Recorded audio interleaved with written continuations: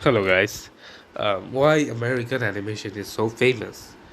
So yeah, today's video's topic is about why American animation is really famous.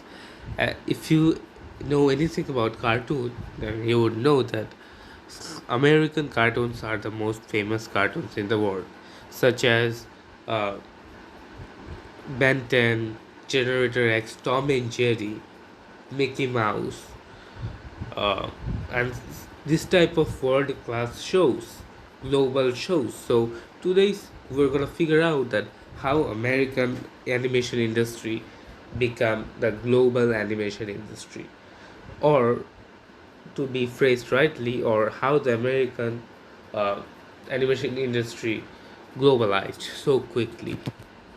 Yeah, let's start from the beginning. Let's start from the golden age of American animation. Now, the golden age of American animation was 1920s, 1930s, and 1940s. As you know, among these years or these decades, two huge wars happened. One, World War One, which happened uh, in 1914, and then happened World War Two in 1945. So between all these decades, the world was suffering because of the world wars. But the only country which wasn't suffering was America. By that I mean United States. So the United States was the only country at that time, only advanced or developed country at that time who can afford to make entertainment or can focus into entertainment like cartoons. So here, from here, the American industry, the golden American industry, got the upper hand because nobody in the world had the time to make animation or had the privilege, because all around the world at the time war was going, obviously because of the world wars. Now at that time, legendary characters like Tom and Jerry in the 40s, Mickey Mouse in the 20s, and Do- Bugs Bunny and Donald Duck. This type of legendary character was a part of golden era of American animation. Now, by that time, American animation wasn't really globally famous. It was famous in America, but not globally famous. Now, next, we would go to the point where American animation got globally famous. Oh, by the way, I forgot to mention the Snow White. The first Disney film, Snow White, released in 1940, was also one of the greatest animation of the golden era of animation. Now let's go to the second era of animation, the second season of the animation industry. Now I can be biased, but I think this era's animation was the best. Now, and before I was talking about the golden age era animation, American animation. Now I'm gonna talk about the old American animation. This is the time where classics like Scooby Doo, SpongeBob, uh, Jetsons, Simpsons, Family Guy, South Park, so many great, amazing animation was created. I think this was the best era for animation. Animation grew so rapidly at that time. And this era, I'm talking about the 70s, then the 1970s, 80s, and 90s animation. This is the animation I grew up watching. So maybe I'm biased. By the time, Disney was also getting really popular, making a lot of nice movies. Now at that time, uh, the other countries, when they saw American animation, they were like, wow, this is, we didn't see animation like this in a far. Back in that time, back in 70s, 80s, and 90s, animation used to seen as some like Tom and Jerry shit, like no story plot, just some toys running around, some dolls running around. But the second era of animation, the second American era of animation, which created shows like Scooby Doo, Courage the Cowardly Dog, Simpsons. I can't even mention how many great shows there were. And though all of these shows had meaning, or Popeye, the Spanish guy who ate spinach and then gets strong. All of this show is now have some meaning. Dexter's Laboratory, this is a kid who wants to be a scientist. So all of this now in the second era, at first animation was used for some bullshit children's animation. It was like, oh, children would see as a toy, oh, it would move around, and then, but the second wave showed that no, animation is not just a toy. It shows a story. It shows a plot. So that's why I love the 70s, 80s, 90s, the second era of animation the most. Now, this animation got globally super famous. And the reason this got overly super famous, because obviously I stated before 70s, 80s, and 90s, animation was used as toy. But the new American animation industry was like, see our new animation. Now it's not, animation is just not see as a toy, but now every animation character has his own story and has its own plot. And the world was like, wow, that's a cool thing. The world was like, oh, all these years I thought animation was like a doll thing. Now you are telling me animation is a story. We're gonna tell a story. It's like a movie. And the American animation industry was like, yeah, and it got successful. It even got successful in South America. Sorry, South Asia. As you know, like, I'm from a poor country from South Asia, Bangladesh. I grew up watching this kind of shows, the old era of animation.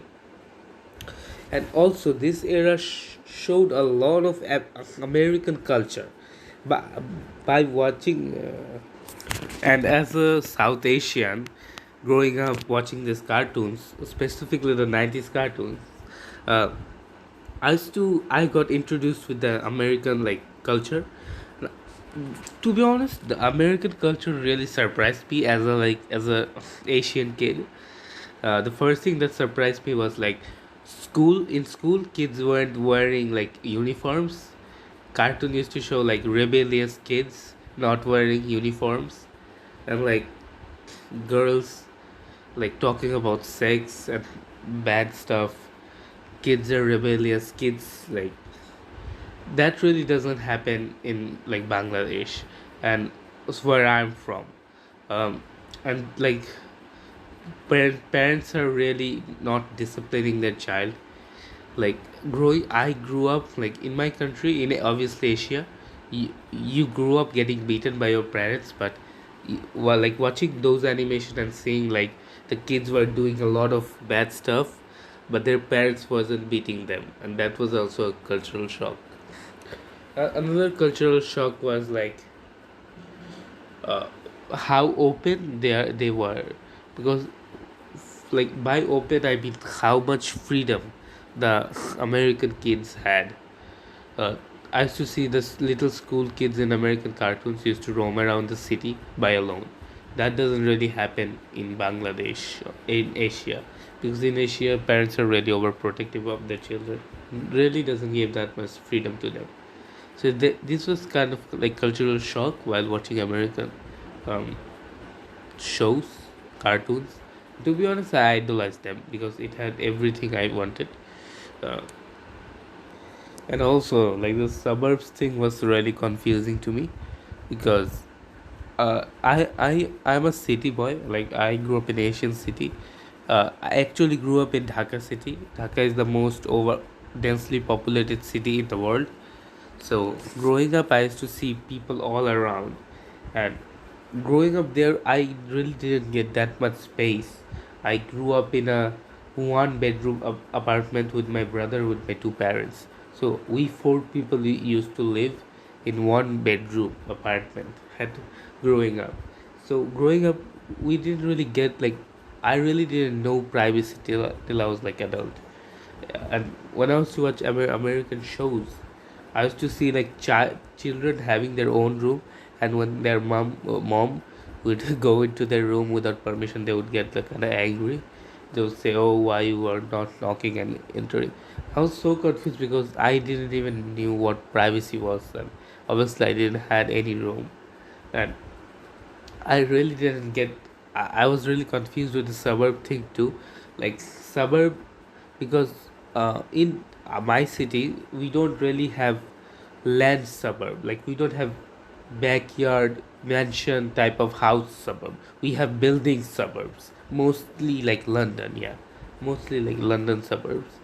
Like it's not a house, but it's a building, and people live in every flat. It's like flat. So seeing the kids having a lot of area to play in the garden was really cool and interesting and unrelatable because I didn't have any place to play because I grew up in a small apartment with a lot of siblings and parents, and the city were really close to the suburb. I thought the suburb as like village because we don't get the land house garden until we go to village, because in cities nobody can afford a land which is overpopulated and it would cost a lot. So I was like, how they're in like a village and next second they're in like city. Like my vision of city was like big buildings, and a suburb, like the American suburb wasn't like my vision. But uh, back to the topic. So this was the 70s, 80s, 90s era, and American culture was always unique. That's why it got famous all around the world. And not to be said, like American cartoons had a great plot. Obviously they introduced the story. They said like the cartoons are not toys, they have their own story. Yeah, that's why the 70s, 80s, 90s cartoons got really famous in globalized. Now you may ask one thing. If I was born in the mid 2000s, then how I grew up watching 70s, 80s, 90s show. Now here's the thing. So big channels, TV channel, cartoon channels in my country, uh, obviously have to buy rights of the cartoon they are showing in the TV channel. So used to be new cartoons and there used to be old cartoons. Now they used to choose every time the old cartoons because the new cartoons rights used to cost a lot of money, and they were like, they could save money. That's why they used to buy the old rights to show us the old cartoons. Now I feel really glad because I think the old American cartoons were better than the new cartoons. So yeah, I'm glad that I grew up watching the old ones because of the like right issues. Old ones cost less. So yeah, now yeah, the video is getting bigger. Now let's go to the last era of animation, the 21st century animation. Now, to be honest, I grew up watching a lot of 20, 21st century animation also, but I don't really get that much nostalgia from them because it was on my late childhoods when I was like I already grown up. I used to say this.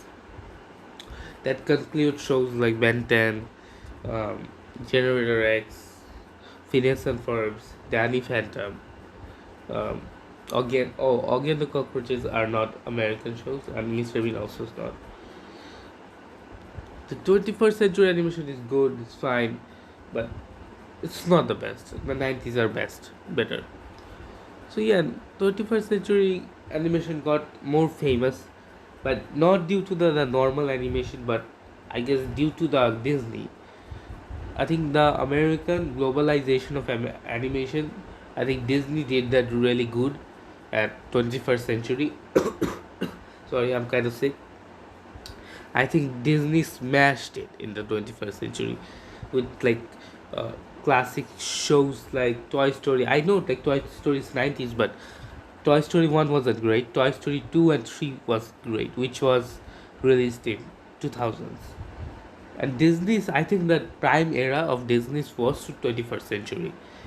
Many people would disagree with me, but I don't see any scope with Cars, Toy Story, so many great and Disney movies, Ratatouille, Kung Fu Panda, so many great animation movies were created by Disney into 21st century. I would say the globalization of American animation was continued by Disney in the 21st century, and the globalization of American cartoon was animation was continued or distributed by the average cartoons, not Disney movies in the 90s. So yeah, the video is said. If you like it, like the video. I don't know. Bye bye bye.